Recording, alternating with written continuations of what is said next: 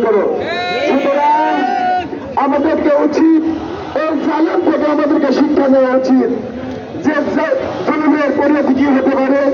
সুতরাং আমরা যেন করে বাড়াবাড়ি না করি, আমাদের ভাইদের তারা যেন অন্য করে ভাই, অন্য মুসলিম ভাই, কোন সংখ্যালঘু ভাই কষ্ট না পায় সেজন্য আমরা সর্বোচ্চ চেষ্টা করব এবং বাংলাদেশকে অতন্ত্রিত প্রহরী হিসেবে আমরা দায়িত্ব পালন করবো ইনশাল্লাহ।